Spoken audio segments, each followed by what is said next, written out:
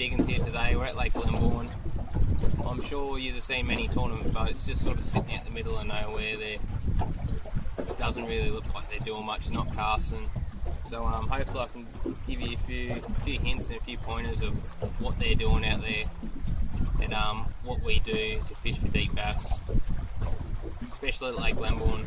Especially when the water temp comes up fairly high, the bass don't tend to like it as much, and they'll go down to that deeper water where they're a bit more comfortable. I've got a couple of rods set up the same, but this rod, it's a 7 foot 1 to 3 kilo rod. You want a rod with a light tip on it, so when you're consistently slow rolling it, the fish aren't feeling the rod, and they won't get spooked away. The reel, generally 1,000 or 2,500 size reel.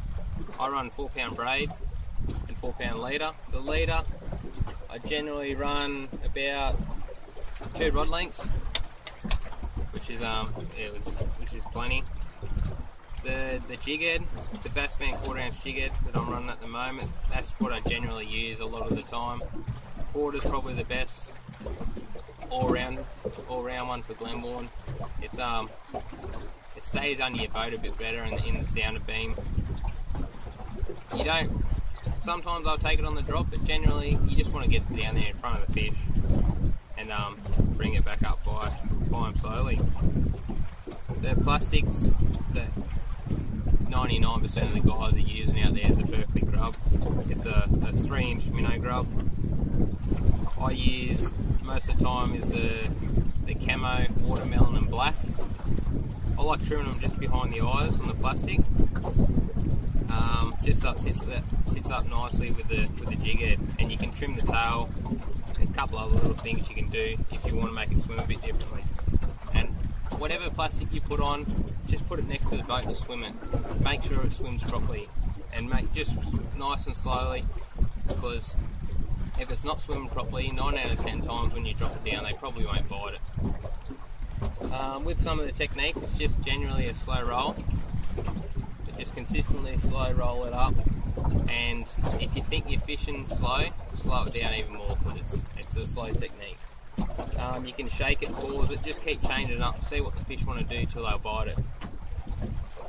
And generally, with plastics, you don't want to strike. Just wait till the rod loads up. You'll be slowly rolling it, and you'll feel them biting, bite, and then just keep slow rolling until the rod loads up, and then you can put a bit of hurt on them and get them out wherever you've got to get out of. The sounder, I've got a HGS5 Lowrance. It's plenty good enough. You just want to, I like manual sensitivity. A lot of guys just have them on auto, but I like trying to customise it so I can see the jig head as best I can and see the fish the best I can. So, and water depths and stuff, I generally fish 40 foot and deeper, because that's where they feel a bit more comfortable, and they'll tend to bite it a bit more from that deeper water. So I might fish from 40 to 60 is probably the main area I look at, but then I might go out to 80, 90, 100 foot. But even if you are fishing in that 50 foot and you can see fish at 20, 25, 30 foot, I generally won't target them. You can try, just drop them by and see if you get the fish to follow you down. But generally that higher water column that they're sitting in, they don't like that technique. It takes them a little bit. They might start biting at it. If you got them down at that 45 foot, they might start biting at 45, and they might not actually take the plastic till they're at 25 foot or 30 foot. So you wind it for 15 foot while they're biting it before they even hook up. So just keep slow rolling it until it loads up, and don't strike.